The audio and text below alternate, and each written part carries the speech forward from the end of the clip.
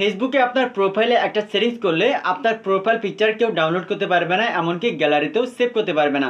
মানে ডাউনলোড করা বা সেভ করার কোনো অপশানই থাকবে না। তো কোথায় কিভাবে সেটিংসটা করবেন চলুন আমি সেই প্রসেসটা দেখে দিচ্ছি। ভিডিওটি অনেক ইম্পর্টেন্ট, টাইমলাইনে শেয়ার করে রাখুন। আর ইম্পর্টেন্ট ভিডিও প্রতিনিধি পেতে পেজটা ফলো দিয়ে রাখুন। তো ফার্স্টে আপনি ফেসবুক ওপেন করবেন, এরপরে আপনার যে প্রোফাইল আছে আপনার প্রোফাইলটা ওপেন করবেন। প্রোফাইল ওপেন করার পরে বাম পাশে আপনার প্রোফাইল পিকচার থাকবে, আপনি এটার উপরে ক্লিক করবেন। এরপরে নিচের দিকে সি প্রোফাইল পিকচার লেখা থাকবে, আপনি এই অপশানে ক্লিক করবেন। এরপর আপনার প্রোফাইল পিকচারটা ওপেন হবে। এবার উপরের দিকে ডান কর্নারে 3 ডট একটা অপশন থাকবে, এখানে ক্লিক করবেন। দেন নিচের দিকে এডিট প্রাইভেসি থাকবে, আপনি এডিট প্রাইভেসিতে ক্লিক করবেন। এরপরে এখানে আপনাকে একটা সেটিংস করতে হবে।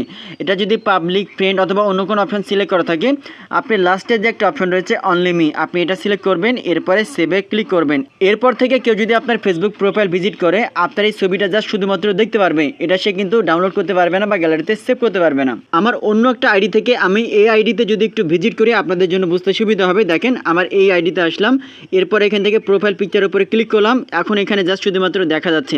এটা আপনি চাপ দিয়ে ধরলে কিন্তু ডাউনলোড করার বা সেভ করার কোনো ধরনের কোনো অপশন নাই। সো ভিডিওটি কিন্তু সবার জন্য অনেক ইম্পর্টেন্ট। আপনার টাইমলাইনে শেয়ার করে রাখুন। আর ইম্পর্টেন্ট ভিডিও প্রতিনিধি পেতে পেজটা ফলো দিয়ে রাখুন।